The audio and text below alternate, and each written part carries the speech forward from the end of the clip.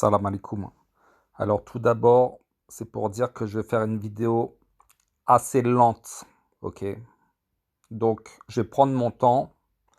Donc c'est mieux pour vous si vous si vous accélérez là. Il y a des options sur les paramètres pour accélérer la vidéo. Parce que c'est un sujet un peu compliqué et délicat à transmettre. Mon but, c'est pas de convaincre, mais c'est de faire réfléchir. Donc c'est au sujet du fait que les enfants d'Israël n'ont jamais séjourné à l'origine en Palestine et qu'ils n'ont jamais visité la terre d'Égypte. Ok? Il faut faire attention de ne pas confondre le terme Misr dans le Coran, voire même Mizraïm dans la Bible hébraïque. Ils ont traduit ça par Égypte. Misr, Mizraïm, ils ont traduit ça par Égypte. Après, on va se demander à quoi ça sert ce genre de vidéo, parce que déjà, je l'ai déjà traité l'année dernière à deux, trois reprises. Attendez. Dans cette vidéo qui date de 22 décembre 2020, ok, et si Joseph, Moïse et Aaron n'avaient jamais foulé la terre d'Égypte. Et aussi dans une vidéo qui date de 28 janvier 2021, pardon, partie 1, les prophètes en Égypte selon le Coran, ça colle pas. Et il y a la deuxième partie aussi. Ok, partie 2. Alors pour l'instant, je n'avais pas trouvé de source écrite en français. Mais là, j'ai découvert deux blogs, enfin un blog où ça traite à deux reprises de cette question. Comme quoi, les enfants d'Israël, en fait, étaient originaires, c'était des tribus voilà, du Yémen. Ok? Et même si j'avais pas mal de sources en anglais, c'est toujours un peu embêtant de traduire de l'anglais en français. Donc, ce que je vais faire, c'est que je vais lire quelques extraits de ces blogs, ok? Dont le premier, ça s'appelle De la mythologie au mensonge. L'Égypte antique n'a connu ni pharaon ni israélites. Et la deuxième référence s'appelle Au cœur du mensonge historique, l'origine hébraïque du takfirisme. Takfirisme, vous savez, c'est Daesh, ok? C'est du style, si tu n'es pas croyant, eh ben on te tue. En gros, c'est ça. C'est un truc violent, très très violent.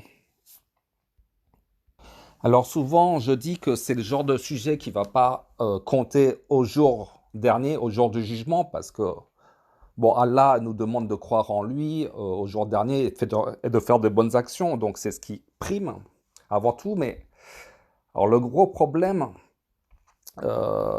c'est que dans nos traductions dans les langues en français ou en anglais, souvent ils traduisent le Coran avec une vision qu'on va appeler une vision sunnite, bien sûr, mais cette vision sunnite a été empruntée aussi par des notions judéo-chrétiennes. Voilà. Et en sachant que le Coran nous demande de ne pas prendre pour alliés les juifs et les nazaréens. Bon, après, est-ce que nazaréen, ça veut dire chrétien? C'est autre chose, c'est encore un autre débat, mais ça se rapproche aussi dans l'esprit. Et dans la description coranique, nazaréen, ça se rapproche du christianisme. Et malheureusement, le sunnisme a emprunté les voies du judéo-christianisme dans l'interprétation et dans la fabrication d'une mythologie avec des personnages comme voilà, le Mahdi, le Dajjal, des personnages dignes des icônes de bande dessinée comme Batman et le Joker. Ok. Certains disent que Le Mahdi n'existe pas, ou le retour de Jésus n'existe pas, mais par contre croit au Dajjal. C'est comme si qu'il croyait que seul le Joker existait et pas Batman. Enfin, je fais une petite extrapolation, mais ce que je veux dire, c'est que c'est pas le thème que je vais aborder aujourd'hui, c'est pas, ça va pas compter au jour du jugement.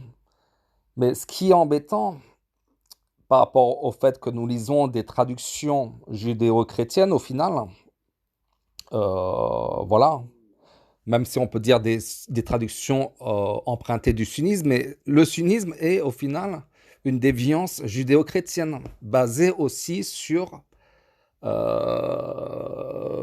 le fait qu'ils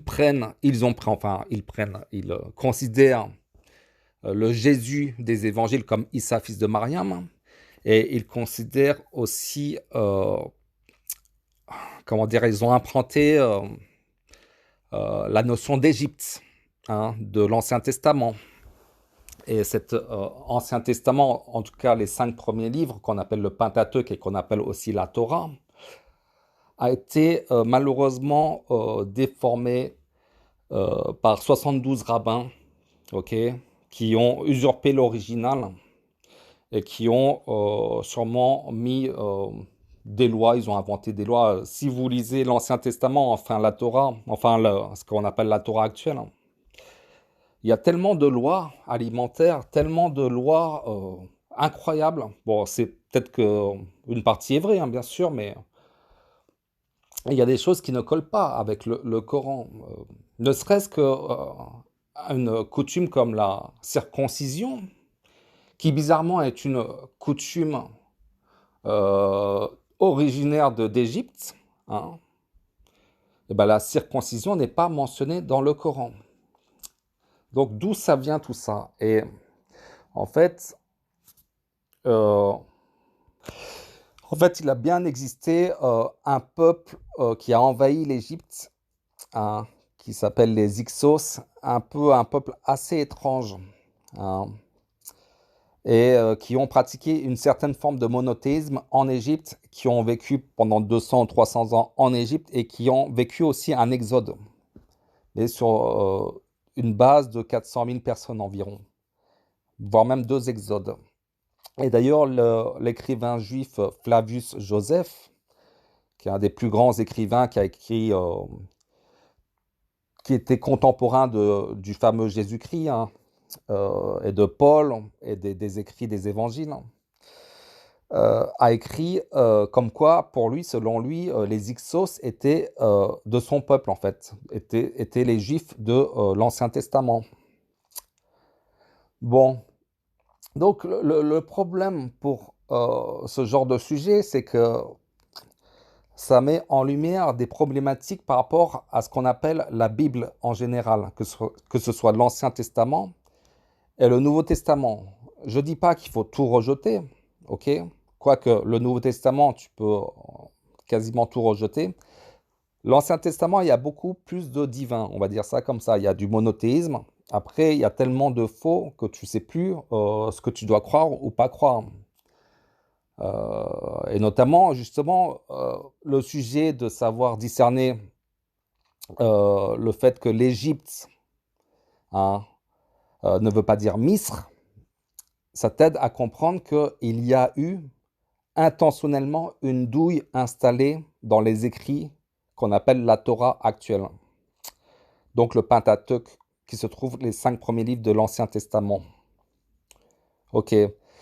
Donc, comme Allah nous demande de ne pas prendre pour alliés les Juifs et les Nazaréens, et que malheureusement, il y a de ça qui se sont installés dans les traductions que nous lisons, notamment la prétendue traduction de Hamidullah, mais voilà, mais Hamidullah était aussi sunnite, mais ça c'est la traduction du complexe du roi Fahd, mais quand on voit des termes comme, je vais juste lire une partie, hein, si Allah ne repoussait pas les gens les uns par les autres, les ermitages seraient démolis, ainsi que les églises, les synagogues et les mosquées.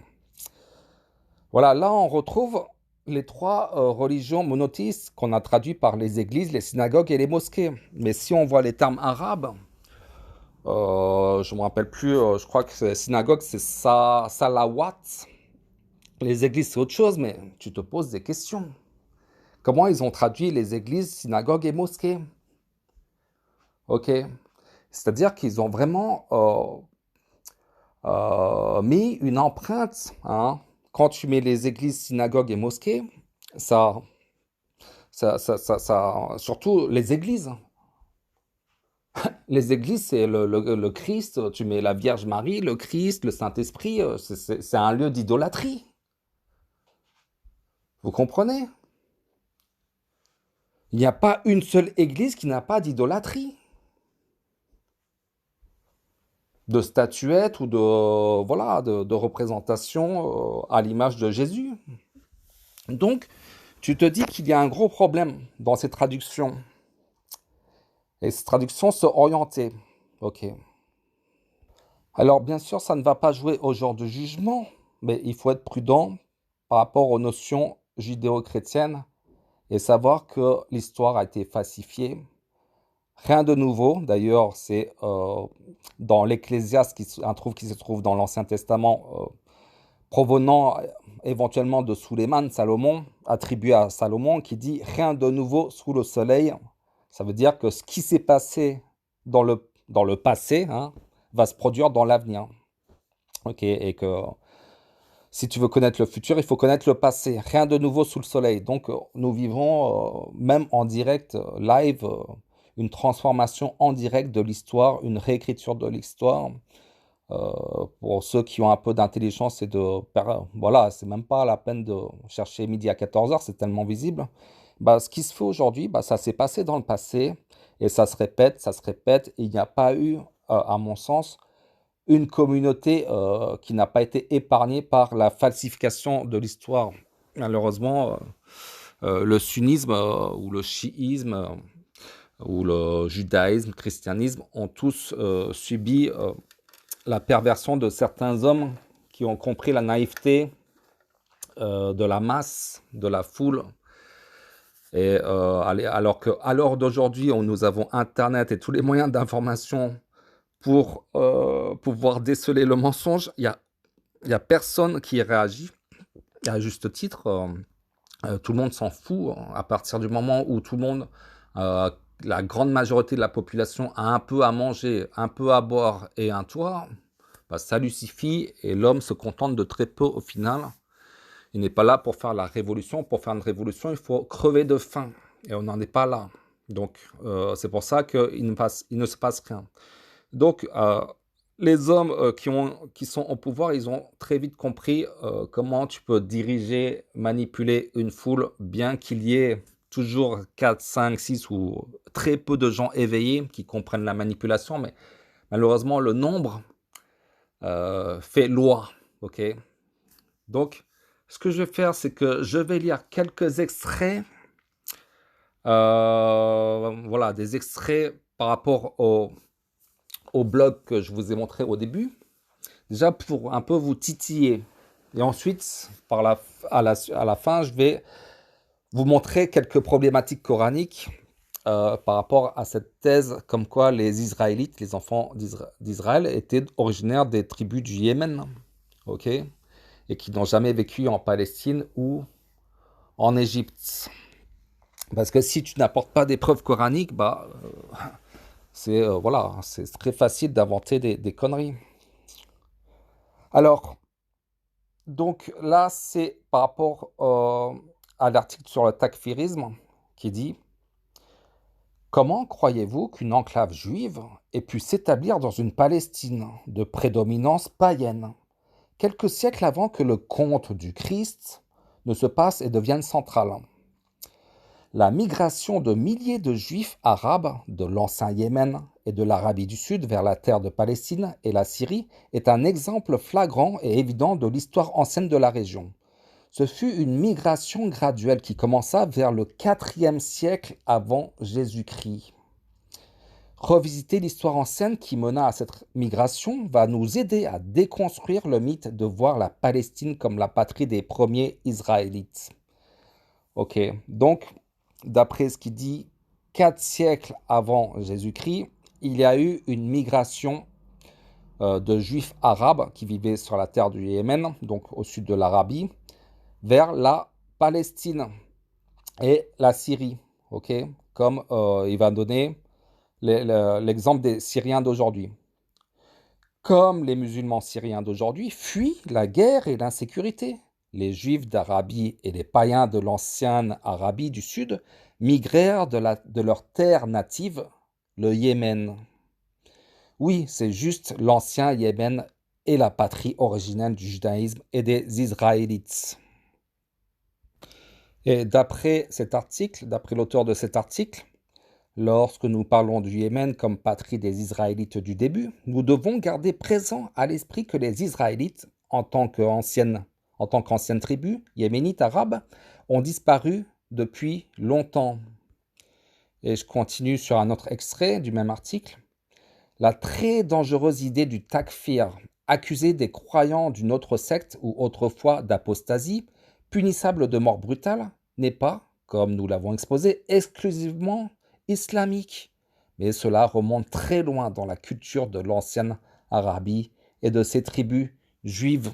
Donc ce qui est intéressant, c'est que l'auteur fait un rapport entre ce qui se passe actuellement avec Daesh, le terrorisme, et aussi une pratique qui était presque notoire dans les tribus du Yémen. C'était voilà, leur dada d'être extrême dans leur manière de faire, apparemment des Israélites. Quand vous lisez l'Ancien Testament, certains vont être choqués de voir que Allah ordonne des raids meurtriers sur des enfants, sur des animaux, sur toute une population qui doit être massacrée. Ok? Donc, ce qui veut dire, c'est que lui et un autre auteur aussi disent que l'esprit de l'Ancien Testament, est un esprit de tribus arabes et non pas de la Palestine ou une quelque relation entre la Palestine et l'Égypte. Là, je vais lire un extrait traduit en français de ce livre Égypte. L'Égypte n'a pas connu de pharaon ou de Moïse, hein, tout court. Donc c'est le docteur Ezat, un égyptologue qui est lui-même égyptien, qui est un expert voilà, de la culture égyptienne, qui défend sa culture, et qui a constaté que, et même plusieurs personnes ont constaté qu'il n'y a pas il n'y a pas une seule mention de hiéroglyphe qui mentionne le nom de pharaon comme titre, même ne serait-ce que comme titre ou comme prénom ou comme nom, et qu'il n'y a pas de mention du nom de Israélite ou Israël. La seule mention éventuellement du mot Israël dans les hiéroglyphes serait éventuellement une escroquerie, hein, une mauvaise interprétation de l'écriture. Et aussi, il n'y a pas une seule mention dans les hiéroglyphes comme quoi l'Égypte s'appelait Égypte, Égyptos, vous voyez, ce sont des termes grecs. Donc, je vais lire juste une partie de la traduction de ces propos. L'histoire montre que l'Égypte antique ne connaissait que des rois et parfois des reines, mais jamais de pharaons, ni du reste aucune mention d'une quelconque mise en esclavage des Israélites. De fait, l'esclavage n'était pas du tout une pratique courante dans l'Égypte ancienne, et il ne fut introduit que dans les dynasties tardives, après la conquête perse et romaine. L'époustouflante vérité est que l'endroit géographique narré dans la Bible hébraïque ne peut pas être et ne sera jamais trouvé sur des territoires égyptiens ni palestiniens.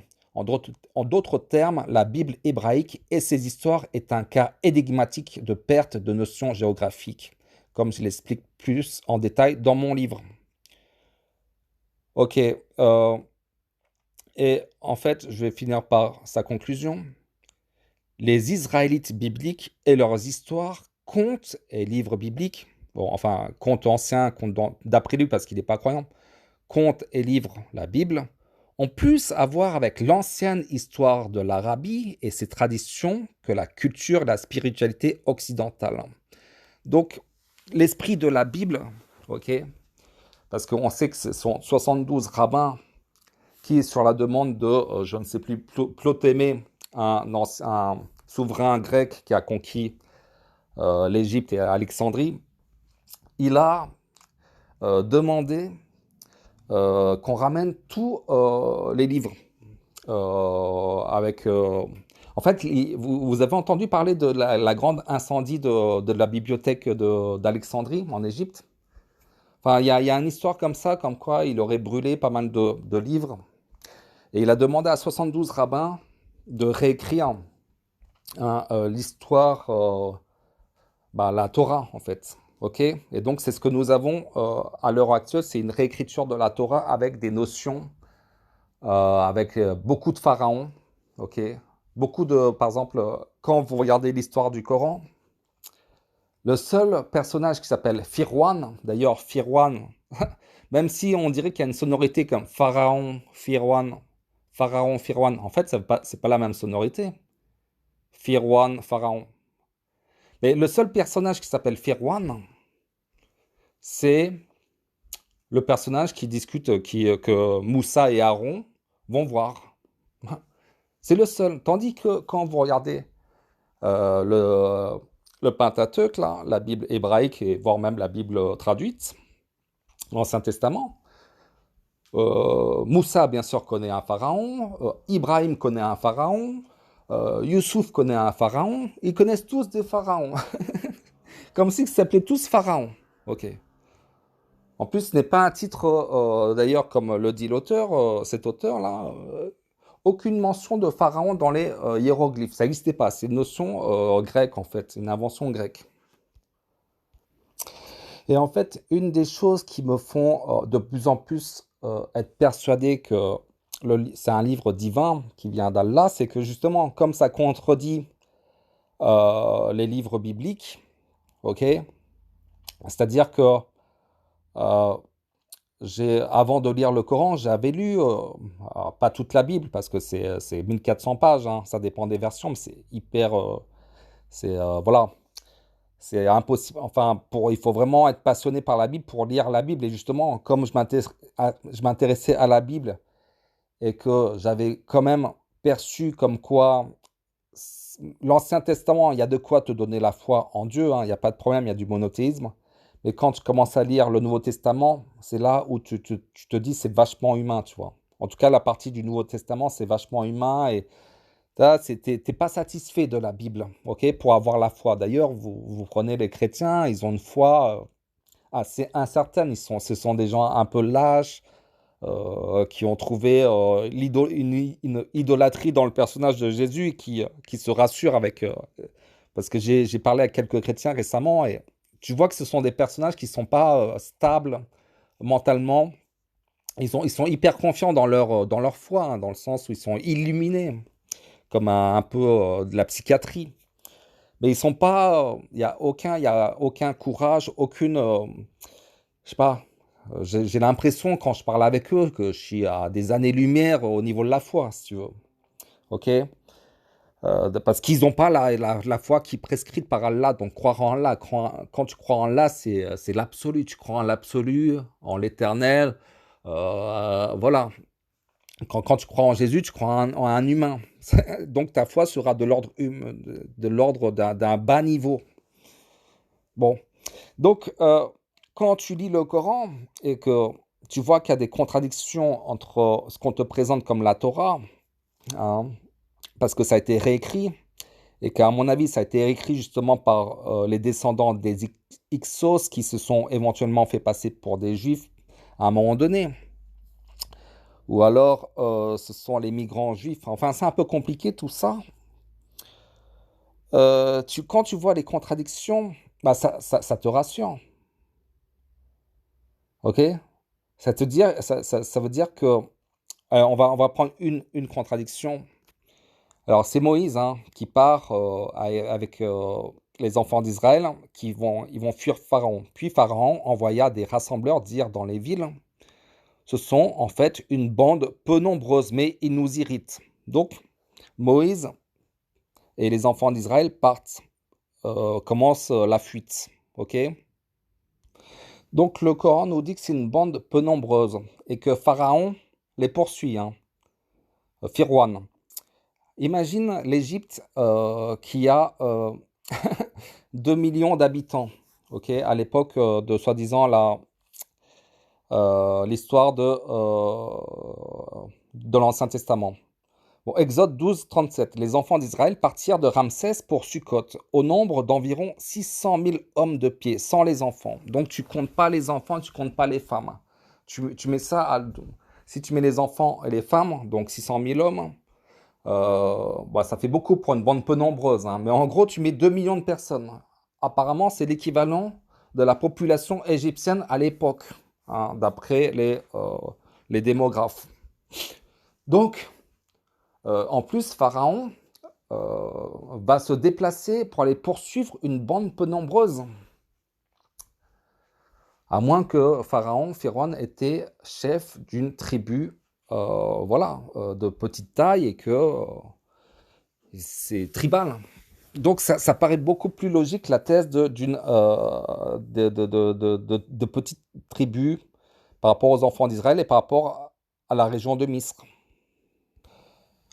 Autre chose intéressante par rapport au verset 49 de la sourate 12, donc là, il y a 7 années de famine, hein, et que les 7 années de famine viendront, après ces 7 années, viendra une saison avec de la pluie, hein. Puis viendra après cela une année où les gens seront secourus par la pluie et iront au pressoir. Le terme pluie est entre parenthèses, mais le terme pluie existe. La notion de pluie existe vraiment, hein. Je ne sais pas pourquoi ils ont mis ça entre parenthèses.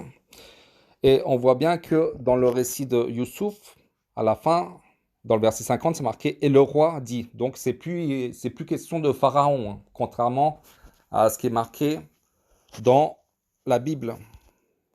Ok. Par exemple, Genèse 41, chapitre 41, verset 1. Au bout de 2 ans, Pharaon eut un songe. Voici, il se tenait près du fleuve, et voici 7 vaches belles. Ok. Donc c'est le récit des vaches. Ok. Et ce personnage s'appelle Pharaon, alors que dans le récit de Youssouf coranique, il n'y a pas de Pharaon. Là, on peut voir Joseph répondit à Pharaon en disant « Ce n'est pas moi », etc. Ok.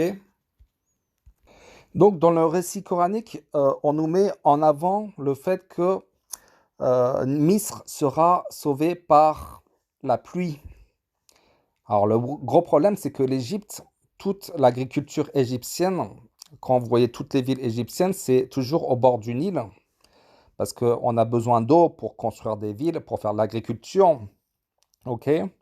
Et un problème, c'est que le Nil ne dépend pas de la pluie. Ok, l'agriculture égyptienne ne dépendait pas de la pluie, mais dépendait du Nil. Et le Nil était connu pour être un don du ciel, comme ils disent. Ok. Pourquoi dit-on que le Nil est un don? Ok. Selon Hérodote, l'Égypte était un don du Nil. L'Égypte était un don du Nil. Ok. De fait, les crues du fleuve ont permis à l'Égypte pharaonique de s'épanouir, suscitant convoitise et admiration de la part de ses voisins. Le Nil. En temps de paix, le commerce prospérait le long du Nil, où il transitait les marchandises. Le Nil était connu pour avoir des crues abondantes. Ok. La crue du Nil a lieu chaque été et jusque dans les années 60. Elle a apporté en Égypte le limon noir et l'eau permettant la culture de ces rivières. Cette crue est restée longtemps un phénomène inexpliqué. C'est de ce limon noir que vient le nom antique de l'Égypte, Kémet, qui veut dire la terre noire. Donc, il connaissait cette crue, cette bénédiction, entre guillemets, hein, de cette crue de l'Égypte qui a permis d'avoir une végétation incroyable, en tout cas à côté du fleuve. Voilà, là je reprends quelques extraits de ma vidéo là, où on voit que la verdure là autour du Nil, il y a de la verdure et toutes les villes sont à côté du Nil, à côté où il y a du vert, hein. Il n'y a pas aucune ville à côté du Nil. Ok. Et encore une autre chose bizarre, Allah nous dit dans le verset 737, et nous avons détruit ce que faisait Pharaon et son peuple, ainsi que ce qu'il construisait. Ok. Je sais pas, moi. J'ai l'impression que tous les monuments d'Égypte, hein, les pyramides et tout, même les trucs construits par d'autres pharaons, tout est intact, hein. Et en plus, on dit que le pharaon qui a connu Moussa, soi-disant, Moïse, c'est Ramsès II. Quand vous allez voir la biographie de Ramsès II, il a je sais pas combien de femmes et concubines. Je crois plus d'une centaine de femmes et concubines et plus d'une centaine d'enfants. Et ce qui est intéressant, c'est que Firwan, il n'y a pas d'article défini à Firwan, comme Al-Firwan, ok? On peut dire le roi. Le roi, on dit le pharaon. Et même dans la Bible, pharaon, on dit jamais le pharaon. On dit pharaon comme un prénom. Comme Moïse, comme Ibrahim. Firwan, pharaon. Et donc, on suppose que Ramsès II est souvent considéré comme le pharaon opposé à Moïse du livre de l'Exode, du moins pour ceux qui considèrent que les événements figurant dans ce récit ont un fondement historique, bien qu'il n'existe aucune preuve pouvant l'attester et que son nom ne figure nulle part dans la Torah. Ok, ouais, parce qu'il s'appelle Pharaon. Pharaon et donc son harem à ce Ramsès, hein, son harem ne comptera pas moins de 200 concubines. Toutes ces femmes lui donnent une grande quantité d'enfants et on en dénombre 126. Alors, ce qui est marrant, c'est que déjà dans le récit biblique, c'est la fille de Firwan, de Pharaon, enfin, c'est très dur, bon. C'est la fille de Pharaon qui recueille l'enfant, Moïse. Dans le récit coranique, c'est la femme de Pharaon. Ce que je veux dire, c'est que comme si que Pharaon et sa femme étaient plus ou moins monogames, ok? Et qu'ils n'avaient pas d'enfants et que la femme de Pharaon euh, a vu en Moïse comme quelque chose, comme un enfant adopté, puisqu'elle avait peut-être des problèmes pour tomber enceinte. Mais en tout cas, on se rend compte, quand tu lis l'histoire de Firwan du Coran, qu'il n'avait pas 10 000 femmes ou 10 000 enfants, ok? Donc, du coup, la question qu'on peut se poser, c'est qu'est-ce que ça veut dire Misr, ok?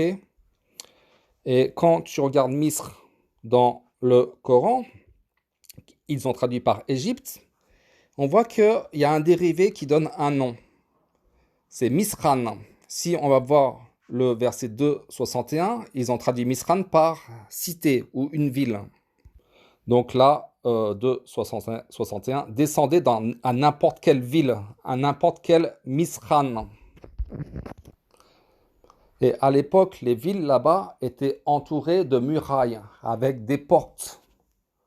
Ok, je ne sais pas si vous connaissez quelques pays du Maghreb, ou voire même le Yémen. On voit des espèces de, voilà, des espèces de murs en pierre avec des portes où il y a des souks à l'intérieur, hein, des citadelles. Et bah, Misr s'appelait Misr par rapport à un dérivé de citadelle où il y avait du commerce à l'intérieur. Et dans la sourate de Youssouf, Joseph, on voit très bien, on peut bien comprendre cette ambiance. Donc là, je vous montre quelque chose comme quoi ça pourrait ressembler à une porte de Misr. D'ailleurs, ça, c'est au Yémen. Et ce qui est bizarre, quand vous regardez le Yémen, il y a vraiment une architecture, un truc vraiment islamique. Je sais pas, il y a quelque chose vraiment de pur au niveau de l'histoire islamique. Et euh, ce qui est bizarre aussi, c'est qu'on a retrouvé un des rares manuscrits intacts écrits à l'ancienne du Coran. On l'a trouvé dans une mosquée à Sanaa. Et Sanaa, c'est particulier. Il y a, à côté de Sanaa, il y a le mont Chouaib. Donc le mont Chouaib, c'est le beau-père de Moussa. Est-ce que le mont Chouaib ne serait pas le mont Sinaï de la Bible, hein, où Moussa a vu le feu et a parlé avec Allah? D'ailleurs, Jacob dit à ses fils d'entrer à Misr par des portes séparées, ok?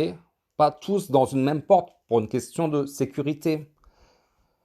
Et il dit, oh mes fils, n'entrez pas, donc c'est la sourate 12, 67. Oh mes fils, n'entrez pas par une seule porte, mais entrez par portes séparées. Ok. Et on va voir par la suite. Et donc on a compris que Misr a plusieurs portes. Donc ça ressemble beaucoup à ce que je vous ai décrit, hein. voilà, avec des espèces d'enceintes avec plusieurs portes. Euh, et, euh, et là, ça confirme un peu, toujours dans la même sourate, lorsqu'ils s'introduisirent auprès de Joseph, celui-ci accueillit ses pères et mères et leur dit: Entrez à Misr en toute sécurité si Allah le veut. Donc j'ai remplacé Égypte par Misr, parce que pour la compréhension. Entrez à Misr en toute sécurité si Allah le veut.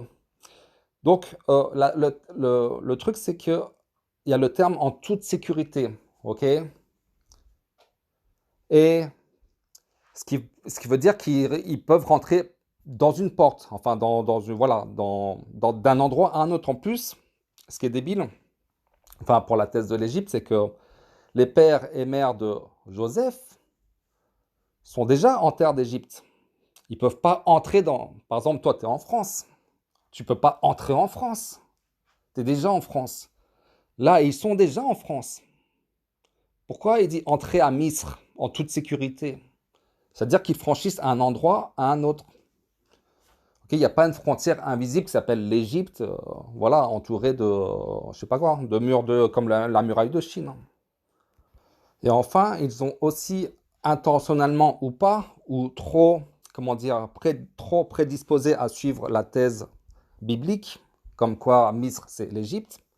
Ils traduisent n'importe comment le Coran en mettant, par exemple, et celui qui l'acheta était de l'Égypte. Alors que la vraie traduction, et bizarrement, je vais rendre honneur à Rachad Khalifa, pour une fois qu'il a fait la meilleure des traductions, hein. La vraie traduction, c'est celui qui l'acheta en Égypte, dit à sa femme. Donc il s'agit de Youssouf. Donc Youssouf a été acheté à Misr. Enfin, quand je dis la meilleure traduction, c'est que celui qui l'acheta n'était pas de nationalité égyptienne, mais celui qui acheta Youssouf, il a acheté Youssouf à Misr. Donc, on peut conclure que Misr, c'est un endroit commercial où il y avait des esclaves qui étaient vendus. Parce que là, on nous met dans la tête que celui qui l'acheta était d'origine égyptienne. Non, là, Misr, dans ce cas-là, Misr est un lieu géographique où il y avait du commerce, des esclaves à vendre, peut-être des soldats, de l'insécurité, cité étrangère et tout. Donc, voilà, avec tout ce que le Coran nous donne comme petits indices, hein, pour ceux qui réfléchissent, pour ceux qui se posent des questions sur quand tu médites le Coran, quand tu lis le Coran, après quand tu lis la Bible, ah, tu fais, ah mince, ça a été trafiqué. À quel pourcentage de crédit et de confiance tu peux placer dans ces livres qui ont sûrement une source divine à la base? Bon, je mets toujours à part le Nouveau Testament, je mets toujours à part, hein. Mais l'Ancien Testament, il y a une source divine, il y a une géographie à consonante et un esprit arabique, en fait, dans l'Ancien Testament.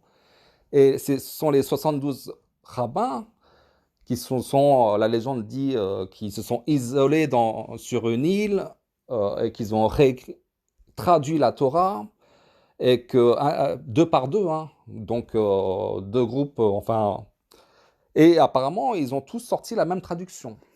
Un truc, un mythe, une histoire incroyable. Donc on peut se poser la question de quel était l'intérêt de réécrire les histoires, voilà, de la Bible, et à quel profit. Et bien sûr, il reste encore l'énigme. Qui étaient ces Hyksos? Il y a beaucoup de monde qui pense que les Israélites étaient les Égyptiens. Et je pense qu'ils confondent, parce qu'ils pensent que les Hyksos étaient les Israélites. Ok. Donc, les Hyksos, c'est quelque chose d'intéressant parce qu'on n'arrive pas à bien voir d'où ils viennent, comment ils ont envahi l'Égypte, s'ils ont envahi par la force ou plutôt par le fait qu'ils se sont installés, par le commerce et tout. Petit à petit, ils ont pris le pouvoir. Donc, il y a quelqu'un qui s'appelle Ralph Ellis, euh, ok, qui a fait des vidéos assez intéressantes sur les Israélites étaient égyptiens. Il y a même des gens comme Roger Sabat ou Ralph Ellis, il dit que les Hyksos avaient la même coiffure que voilà, ces juifs-là et ils portaient les mêmes bijoux. Enfin, la description qu'il y a des bijoux dans la Bible, Donc c'est comme si qu'il y avait un mélange entre les véritables enfants d'Israël, donc qui se trouvaient au Yémen, donc dans l'Arabie du Sud, et un mélange entre deux cultures avec les Hyksos. Et ils ont réécrit tout ça dans l'Ancien Testament pour mélanger deux cultures, tout comme je pense que dans le Nouveau Testament, ils ont mélangé deux personnages, un personnage qui a vraiment existé, qui s'appelle Jésus, hein, qui était descendant de peut-être éventuellement de la lignée de David, éventuellement, peut-être, et qu'ils ont mélangé ça avec le Messie, le véritable Messie, Issa, fils de Mariam, et ça donne. C'est pour ça qu'il y a une grande confusion chez ceux qui lisent le Nouveau Testament, et enfin voilà, il y a sûrement peut-être aussi un peu d'Injil aussi. Il y a aussi Roger Sabat, hein, qui sort un nouveau livre qui s'appelle Les anciens Égyptiens étaient les Juifs. Ok. Alors je dis pas que tout ce que disent ces gens-là est bien, hein, est correct. Ok. Les anciens Égyptiens étaient des Juifs. Israël is Osiris.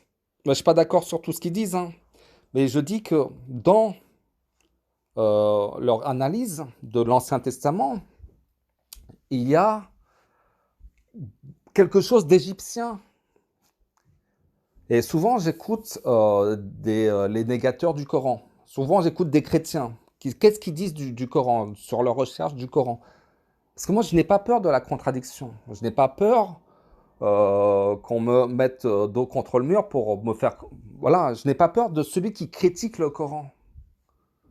Parce que puisque leurs critiques ne sont pas fondées. Et du coup, quand des gens par exemple, l'immense imposture de la stèle d'Israël, comme quoi c'est marqué sur une stèle, comme quoi le nom Israël est marqué, alors qu'en fait, lui, il explique que c'est un spécialiste, hein, de la langue, apparemment. Je sais pas si on peut voir ce qu'il dit de lui. Mais apparemment, il connaît bien l'hébreu, l'araméen et tout. C'est pas un clown. Donc, ils ont introduit la notion du mot Israël dans les hiéroglyphes, alors qu'une seule mention sur des milliards, enfin peut-être pas des milliards, mais des millions d'inscriptions, ça fait très peu. Aucun traumatisme apparemment des dynasties pharaoniques. Il n'y a pas eu une rupture entre un pharaon et un autre pharaon. Après, il y a peut-être eu des dynasties par-ci par-là qui ont eu des points de vue discordants, mais il n'y a pas eu un gros traumatisme dans la mémoire des Égyptiens d'un point de vue écrit hiéroglyphique. Au niveau des hiéroglyphes, c'est comme si qu'ils n'ont jamais vécu les 9 ou 10 plaies d'Égypte. Et puis il y a aussi quelqu'un qui s'appelle Ahmed Osman, ok, qui prétend que la vraie histoire de Jésus et de Toutankhamon, comme quoi il arrive à percevoir, comme quoi il y a des personnages, voilà, bibliques, lui aussi, qui ressemblent à ce qui est. Il y a un lien entre l'Égypte et effectivement, enfin bref, les pharaons. Alors lui non plus, hein. Tout ce qu'il dit, peut-être à 80%, tout ce qu'il dit, c'est des conneries, ça se trouve. Mais il y a une certaine vérité, un lien, et qui au final, quand vous regardez les évangiles et tout, la mort de Jésus, hein, c'est qu'il meurt sur une croix et qu'il va renaître 3 jours plus tard. Comme par hasard, on a attribué ça plus tard, hein, au 21 décembre. C'est le solstice d'hiver, enfin la naissance du soleil. Donc pendant 3 jours, le soleil meurt. Il ressuscite au troisième jour, entouré de 12 apôtres. Donc les mois. Le calendrier 12, c'est 12 mois. On vit 12 mois dans l'année. Donc il y a une allégorie entre un culte du soleil, tout comme la pierre noire qui se trouve à la Mecque, c'est une pierre noire qui désigne le soleil. Et on sait très bien que le soleil, c'est la divinité la plus commune, hein, avec la lune, le soleil, les astres, l'astrologie, parce que l'astrologie, c'est savoir le pouvoir sur le futur. Quand un astrologue regarde le ciel et qui dit, ah oui, dans 2 semaines, cette étoile, elle sera là, ou dans 2 semaines, il fera tel temps ou tel temps, tu vois, il prévoit un peu l'avenir. Il a de la science, il a du pouvoir sur les autres, hein. Et donc, il contrôle le futur, un peu comme Allah qui contrôle notre futur. Ok? Donc tout ça, c'est vachement humain. L'astrologie. Il y avait même un dicton qui disait, il n'y a pas longtemps, j'ai lu ça, disait comme quoi les millionnaires ne croyaient pas, les millionnaires ne prenaient pas leurs décisions à partir des astres, mais par contre les milliardaires, oui. C'est-à-dire que ceux qui nous gouvernent en haut, ils font tout en fonction des astres. Et ce que je veux dire, c'est que toute cette notion de Jésus-Christ, des trucs qu'on voit dans la Bible, des trafics, il y a beaucoup de trucs, de notions égyptiennes. Ok. Quand Suleiman, dans le récit biblique, il construit des idoles, c'est pas pour rien.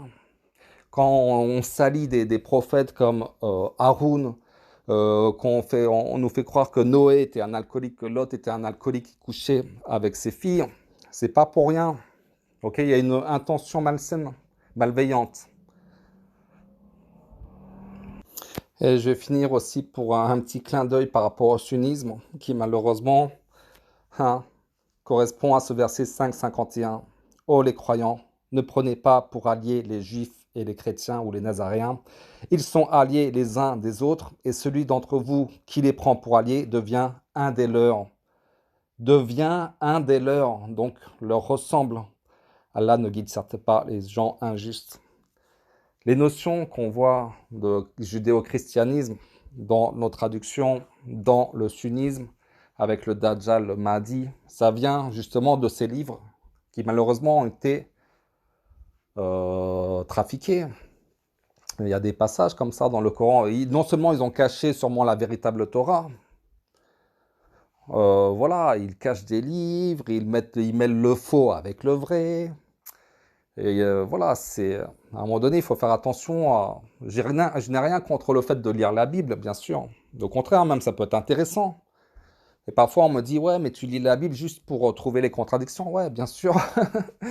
Quand je lis le Coran, il n'y a aucune contradiction. Et quand on me dit qu'il faut croire en la Bible, et que quand je lis la Bible, il y a tellement de contradictions par rapport au récit coranique, je suis obligé de me poser des questions et de me méfier de ces livres. Voilà. Bon. Donc, il faut faire gaffe à la narration judéo-chrétienne que malheureusement le sunnisme est une reprise du judéo-christianisme au final, avec même le terme Amin, Amen, Amin, quand on fait la salade, encore à l'époque quand j'allais au bosquet, on terminait par un Amin, peut-être qu'il y a un dérivé de Amen et un dérivé de Amon, qui est aussi un dieu, une divinité, un truc avec le soleil aussi, hein, il me semble. Bon allez, je vous dis à bientôt, Inch'Allah, salam alaikum.